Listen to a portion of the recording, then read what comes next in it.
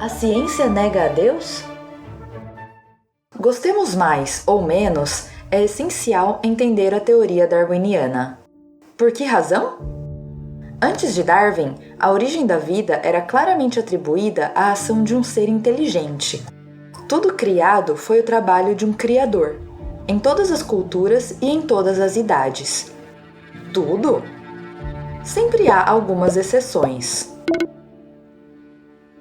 Havia um filósofo grego, chamado Tales de Mileto, e alguns de seus discípulos, que especulou que a vida poderia ter sido criada por si mesma.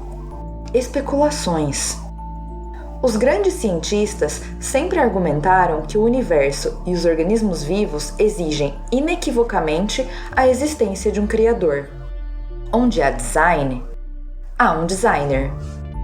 A existência de um relógio prova a existência de um relojoeiro. Max Planck, ganhador do Prêmio Nobel de Física em 1918, disse: "Os maiores cientistas naturais de todos os tempos estavam embutidos de uma profunda atitude religiosa." Muitos séculos antes, antigos filósofos gregos já reconheciam que a origem de todo o universo se devia à existência de uma inteligência.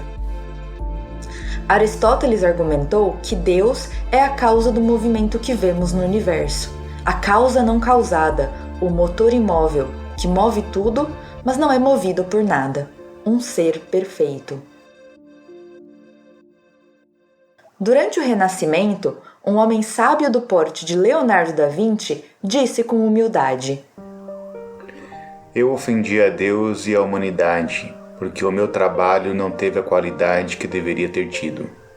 Nicolau Copérnico, considerado o mais importante astrônomo da história, escreveu: "Quem não adorará o arquiteto de todas essas coisas?"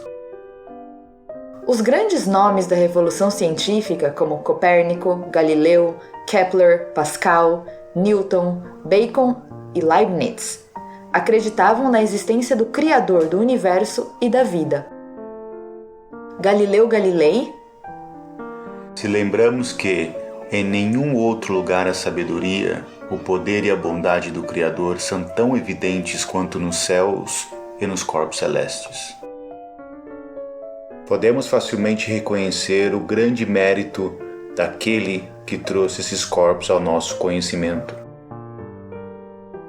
Johannes Kepler: "A máquina celeste pode ser comparada a uma engrenagem mecânica, já que seus múltiplos movimentos são executados por meio de uma única força magnética muito simples."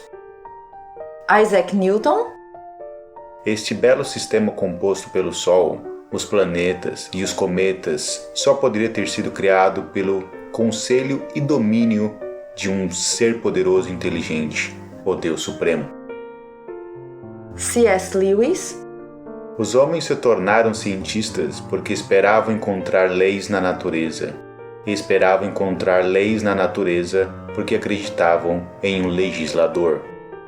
Consequentemente, nos falta espaço aqui para apresentar as numerosas citações de muitos outros cientistas.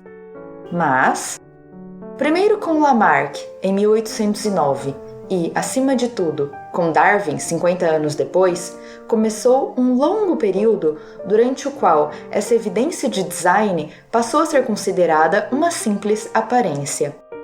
Mas o design na vida é uma evidência?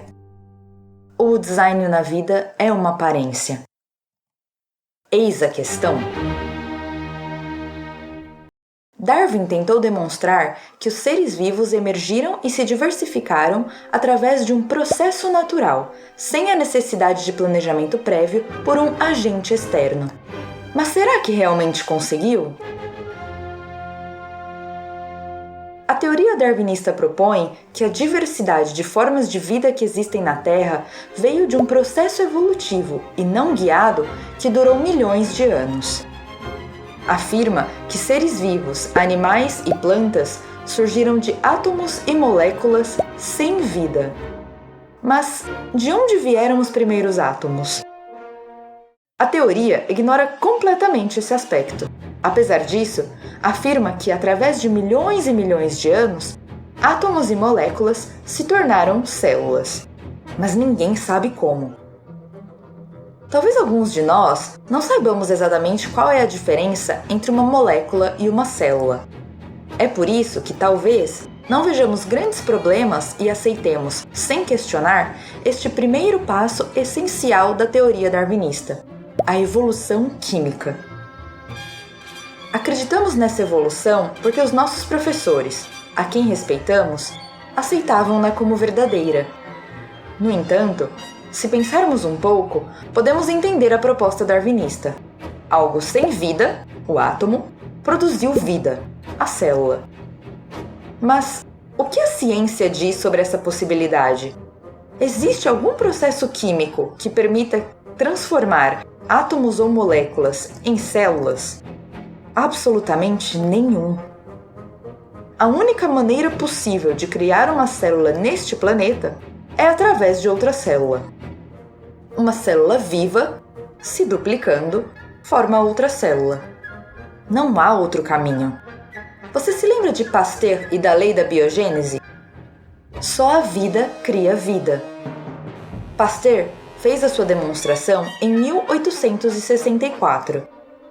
A publicação de A Origem das Espécies de Darwin foi em 1859, ou seja, 5 anos antes de Pasteur refutar a geração espontânea.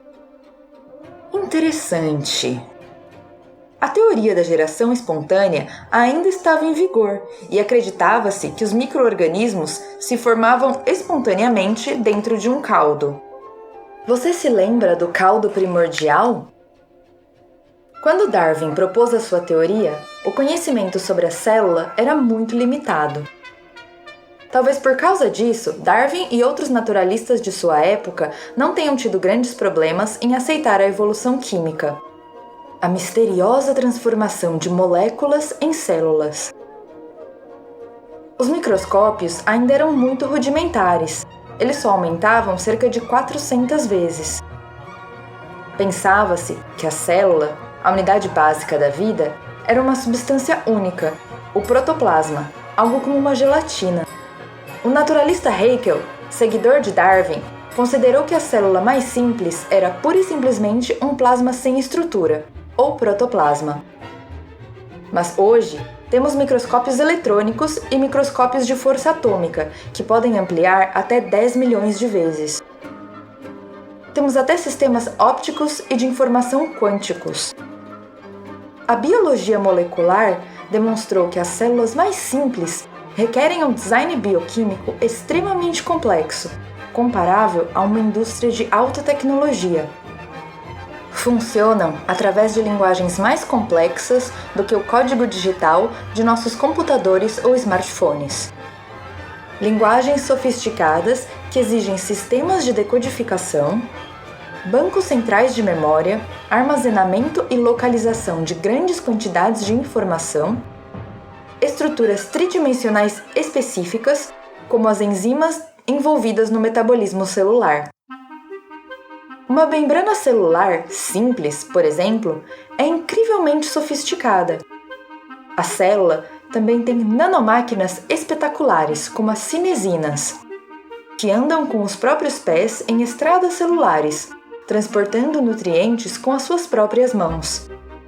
Além das mitocôndrias, organelas celulares responsáveis por fornecer a maior parte da energia necessária à atividade celular. Dentro de cada mitocôndria existem várias enzimas chamadas ATP sintase, e cada uma delas é uma usina nuclear colossal. E poderíamos nos perguntar, quantas usinas como essa temos em nosso corpo? É difícil especular, já que a taxa de síntese é grande. Mas sabemos que o organismo humano, na fase de repouso, pode produzir cerca de 10 a 21 moléculas de ATP por segundo. Produzimos, a cada segundo, 1.000 trilhões de moléculas de ATP.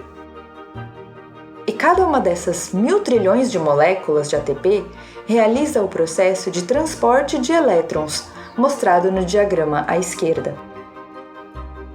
Extraordinário! Mas a teoria continua. Por milhões de anos, essas primeiras células rudimentares originaram o primeiro ser vivo, o chamado Luca, cujo surgimento é estimado a cerca de 3 bilhões e meio de anos. Como ele surgiu? Isso a teoria também não consegue explicar. Existe alguma força natural que consegue transformar uma célula em um organismo mais complexo? Não existe.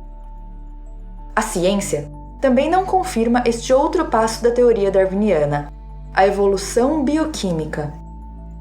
A ciência oficial é muito imprecisa ao descrever este primeiro Luca, sobre o qual se conjectura que era um ser muito rudimentar. Citamos uma das muitas descrições. É impossível saber como ou quando, mas de alguma forma essas substâncias químicas se uniram para formar a vida. Mas os avanços das últimas décadas na química e na biologia mostram que esse Luca deveria ter, pelo menos, 3 características indispensáveis. 1. Ser capaz de se reproduzir. 2. Ser capaz de armazenar e processar energia. 3. Ser capaz de armazenar e processar informações. Supõe-se que este Luca, o nosso primeiro ancestral, tem evoluído pouco a pouco, impulsionado por processos naturais lentos, graduais e sucessivos, sem orientação nem propósito, ao longo de milhões de anos. Existe algum processo natural conhecido pelo qual possamos obter de forma espontânea organismos complexos a partir de organismos mais simples? É muito claro que não. Embora esperemos milhões de anos, isso não é cientificamente possível. A menos que acreditemos em algum tipo peculiar de milagre. Esse tipo de processo não é científico. Esta teoria, como vimos, foi divulgada em 1859, com a publicação de A Origem das Espécies, de Charles Darwin, cerca de 160 anos atrás. Apesar de ter passado todo esse tempo, continua sendo, hoje, apenas isso, uma teoria. Por quê? Por vários motivos, mas não queremos cansar você. Apontamos aqui só alguns deles. Uma das razões pela qual esta teoria é apenas teoria é porque não é demonstrável, pois ninguém viu nenhuma espécie evoluindo para outra espécie. O que foi chamado de macroevolução não foi testado e ainda não foi provado. Ninguém estava na origem. Quando nos falaram sobre isso pela primeira vez, pareceu-nos muito estranho, nós temos que reconhecê-lo. Mas acabamos aceitando porque confiávamos em quem nos disse. É como acreditar nos Reis Magos ou no Papai Noel. Há também aqueles que não acreditam nessa teoria porque, sendo teoria, admite, de fato, as duas opções: acreditar nela ou não acreditar nela. Alguns acreditam e outros não. É uma questão de fé, não de ciência. George Wald, ganhador do Prêmio Nobel de Fisiologia e Medicina, darwinista, disse em 1967: Quando estamos falando sobre a origem da vida, existem apenas 2 possibilidades. Uma é que a vida começou a partir da geração espontânea que leva à evolução. A outra possibilidade é que a criatividade sobrenatural pertence a Deus. Não há uma terceira possibilidade. A geração espontânea foi refutada há 100 anos por Louis Pasteur, Lázaro Spallanzani, Francesco Redi e outros. Isso nos leva cientificamente a uma única conclusão: que a vida começou com um ato criativo sobrenatural de Deus. Eu não posso aceitar isso filosoficamente, porque eu não quero acreditar em Deus. Portanto, escolho acreditar em algo que sei que não é cientificamente possível. A geração espontânea que leva à evolução. Um ganhador do Prêmio Nobel, darwinista, reconhece que a teoria da evolução não é cientificamente possível, mas escolhe acreditar nela. Um pequeno parêntese. Não estamos todos de acordo em afirmar que a fé é algo etéreo, não provado, enquanto a ciência é algo evidente, demonstrado? O que devemos dizer então? A teoria darwinista da evolução das espécies é cientificamente possível? Independente de crenças, se confiamos na evidência da ciência, há apenas uma resposta possível: não.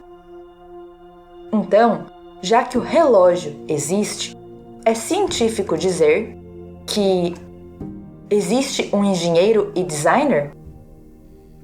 Infelizmente para você e para nós, isso não é tão fácil de saber. Além disso, a genética, a seleção natural e as mutações aleatórias não estão aí para confirmar a evolução? Continuará.